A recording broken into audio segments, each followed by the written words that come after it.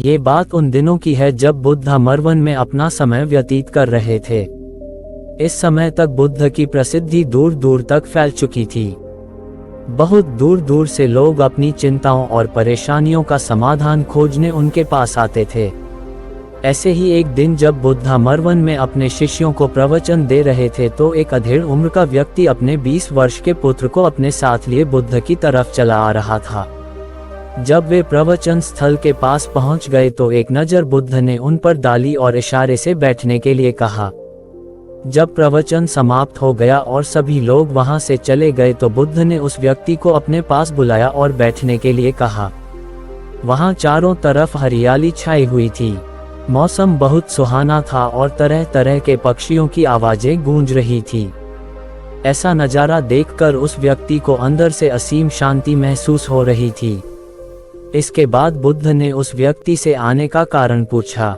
इस पर व्यक्ति ने कहा, हे तथागत, मैं 2 दिन की लंबी यात्रा करके अपने पुत्र को आपसे मिलवाने लाया हूँ। ये मेरा इकलौता पुत्र है और ये हर समय थका थका रहता है। ऐसा लगता है जैसे इसके अंदर कोई जान ही नहीं है, कोई प्राण ही नहीं है। इसका स्वभाव भी काफी चिड़चिड़ा हो गया है। अगर हम इसे कुछ भी कहते हैं तो ये हमारी छोटी छोटी बातों पर गुस्सा हो जाता है। इसके देखने की क्षमता भी उम्र से पहले ही कमजोर हो गई है और इसके बाल भी सफेद पड़ने लगे हैं। इतनी कम उम्र में इतनी बड़ी उम्र का लगना मुझे तो कुछ समझ नहीं आ रहा।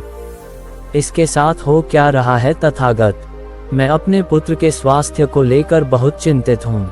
जब मैं अपने पुत्र को वैद्य जी के पास लेकर गया तो उन्होंने कुछ औषधि दी और कहा, अपने पुत्र को तनाव कम लेने के लिए कहो। वह अपने दिमाग में बहुत अधिक तनाव लेता है, इसलिए उसकी ऐसी हालत हो गई है। लेकिन मुझे उनके बहुत समझाने के बाद भी तनाव का मतलब समझ नहीं आया। मुझे नहीं पता कि तनाव होता क्या है, ये किन कारणों से आता है और उसे कैसे अपने पुत्र के दिमाग से निकालूं। लेकिन मुझे सबसे पहले तो ये समझना है कि तनाव होता क्या है। इसीलिए तथागत मैं आपके पास आया हूँ। कृपया आप मेरी समस्या का समाधान कीजिए। ये सुन बुद्ध उसके पुत्र को बड़े ध्यान से देखते हैं, उसके चेहरे को देखते हैं, उसकी आंखों को देखते हैं और फिर उसके हाथों की नब्ज को भी देखते हैं। ये सारी विधि करने के पश्चात बुद्ध उस व्यक्ति से कहते हैं, तनाव लेना तो कोई नहीं चाहता, लेकिन फिर भी ये तनाव लोगों के दिमाग को दीमक की तरह पकड़ लेता है और व्यक्ति जान भी नहीं पाता कि वह तनाव में जी रहा है। लेकिन अगर व्यक्ति तनाव के कारणों को अच्छे से समझ लेता है और तनाव के बारे में कोई ऐसा पैमाना बना लेता है जिससे वह जान सके कि वह कितने तनाव में है, तो वह इस समस्या का समाधान भी खोज सकता है। सबसे पहले तो तुम ये समझो कि तनाव होता क्या है। जब भी कोई व्यक्ति कोई काम कर रहा होता है लेकिन उसका मन कहीं दूर भटक रहा होता है, कल्पनाओं में होता है, तो उसके शरीर और मन के बीच एक दूरी पैदा हो जाती है। ये दूरी जितनी अधिक होगी, व्यक्ति उतनी ही ज्यादा बेहोशी की अवस्था में होता है और शरीर व मन के बीच की इसी दूरी, इसी खिंचाव को तनाव कहा जाता है। आखिर कोई पसंदीदा खेल खेलने के बाद व्यक्ति चुस्ती और प्रसन्नता से क्यों भर जाता है, जबकि उसने तो अपने शरीर को थकाया है। लेकिन समझने वाली बात यह है कि खेलते समय मन और शरीर एक साथ पूरी तरह से उस खेल में केंद्रित होते हैं, जिससे शरीर और मन के बीच दूरी पैदा नहीं होती और कोई तनाव पैदा नहीं होता। और अगर दिमाग में कोई तनाव था भी तो वह भी दूर हो जाता है। लेकिन इसके विपरीत जब हम कोई ऐसा काम करते हैं जो हमें पसंद नहीं है, तो हमारा शरीर तो उस काम को कर रहा होता है, लेकिन हमारा मन कहीं दूर कल्पनाओं में भटक रहा होता है, जिससे शरीर और मन के बीच एक दूरी पैदा हो जाती है और तनाव जन्म ले लेता है। इसीलिए व्यक्ति को एक समय पर सिर्फ एक ही काम करना चाहिए और अपने तन और मन की सारी शक्ति उसी एक काम पर लगा देनी चाहिए, जिससे व्यक्ति के अंदर तनाव पैदा ही ना हो। इसके बाद बुद्ध ने कहा, तनाव पैदा होने के मुख्य 8 कारण होते हैं और जिसने इन कारणों को समझ लिया वह जीवन भर तनाव मुक्त रह सकता है। मुख्य कारणों में सबसे पहला कारण है अति महत्वाकांक्षी होना। महत्वाकांक्षी होना अच्छी बात है, लेकिन क्या कभी आपने इस बात पर ध्यान दिया है कि इंसान के लक्ष्य कभी पूरे ही नहीं होते। उसका एक लक्ष्य पूरा हुआ नहीं कि वह दूसरे की तरफ भागने लगता है। दूसरा पूरा हुआ तो तीसरे की तरफ, और इस तरीके से वह अपने लक्ष्यों को पाने के लिए जिंदगी भर गोल गोल घूमता रहता है। इसीलिए जो व्यक्ति अति महत्वाकांक्षी होता है, जिसने बड़े बड़े लक्ष्य बनाए होते हैं, वह वर्तमान में कभी रह ही नहीं पाता। उसका मन सदैव भविष्य की योजनाएं बनाने में ही व्यस्त रहता है। उसका शरीर तो वर्तमान में रहता है, लेकिन उसका मन भविष्य में ही लगा रहता है, जिससे मन और शरीर के बीच दूरी पैदा हो जाती है और वह तनाव भरी जिंदगी जीने लगता है। बुद्ध के मुंह से यह बात सुन उस लड़के ने कहा, हे बुद्ध, तो फिर इसका मतलब है कि हमें लक्ष्य नहीं बनाने चाहिए, क्योंकि लक्ष्य बनाना भी तो महत्वाकांक्षा ही है। इस पर बुद्ध ने कहा, जीवन में लक्ष्य बनाना कोई गलत बात नहीं है, लेकिन समस्या तब उत्पन्न होती है जब वह अपना पूरा ध्यान उस लक्ष्य से मिलने वाले परिणाम पर ही लगा देते हैं और उसके परिणाम की चिंता करते रहते हैं। व्यक्ति को वर्तमान में जीना आना चाहिए। आप लक्ष्य बनाए और उस लक्ष्य की प्राप्ति के लिए कड़ी मेहनत करिए, लेकिन साथ ही साथ आपको इस बात का भी ज्ञान होना चाहिए कि आप अभी वर्तमान में जी रहे हैं और वर्तमान ही सत्य है। बुद्ध ने आगे कहा, तनाव का दूसरा सबसे बड़ा कारण है ईर्ष्या। जब व्यक्ति ईर्ष्या और जलन से भर जाता है तो उसका मन अंदर से सड़ने लगता है। ईर्ष्या एक आंतरिक घाव है। व्यक्ति के शरीर का घाव तो भर सकता है, लेकिन आंतरिक घाव यानी मन का घाव कभी नहीं भर सकता। इसीलिए व्यक्ति को दूसरे की खुशी और तरक्की से कभी ईर्ष्या नहीं करनी चाहिए, क्योंकि यह तनाव का कारण है। इसके बाद बुद्ध ने तनाव का अगला कारण बताते हुए कहा कि नापसंद काम करने से भी मन में तनाव पैदा होता है।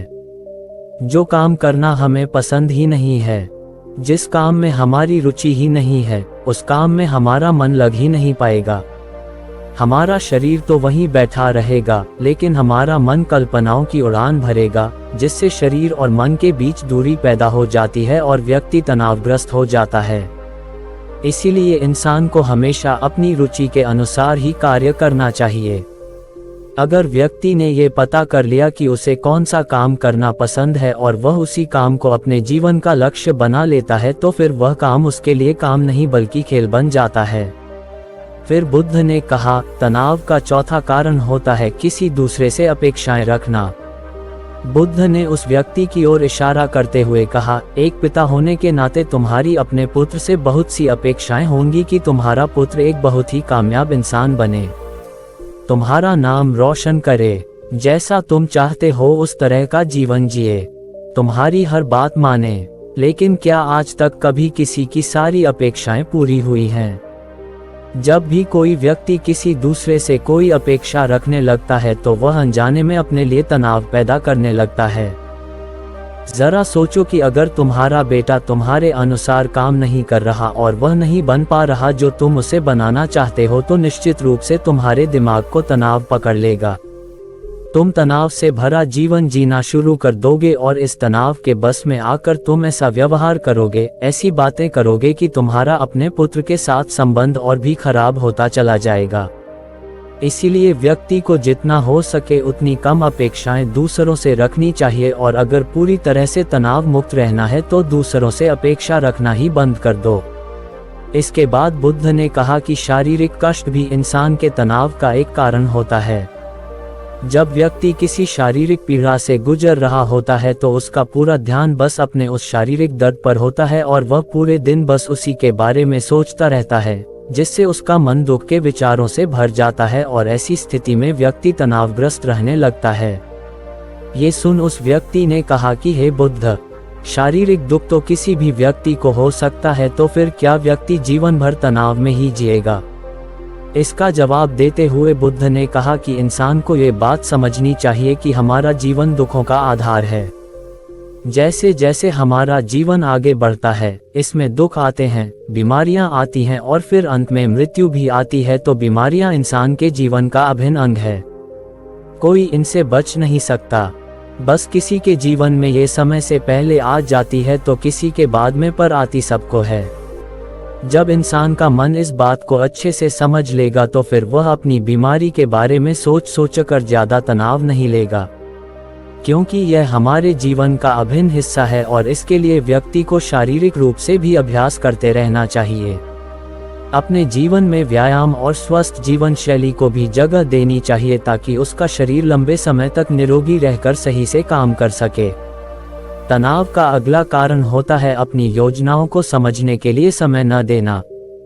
कुछ लोगों के दिमाग में कोई विचार आया नहीं है कि वह बिना सोचे समझे उस पर काम करना शुरू कर देते हैं और जब उस काम में उन्हें असफलता मिलती है तो वह तनाव से भर जाते हैं, क्योंकि उन्होंने उस काम को शुरू करने से पहले उसके बारे में पूरी जानकारी इकट्ठा नहीं की थी। इंसान को कोई भी काम शुरू करने से पहले उसके अच्छे और बुरे परिणामों के बारे में ठीक से सोच विचार कर लेना चाहिए। दोस्तों, उम्मीद है आपको इस वीडियो से बहुत कुछ सीखने को मिला होगा, और अगर आप पहली बार हैं तो हमसे जुड़ने के लिए इस चैनल को सब्सक्राइब करना मत भूलिएगा। मिलते हैं अगली वीडियो में कुछ नए विचारों के साथ, तब तक के लिए आपका बहुत बहुत धन्यवाद।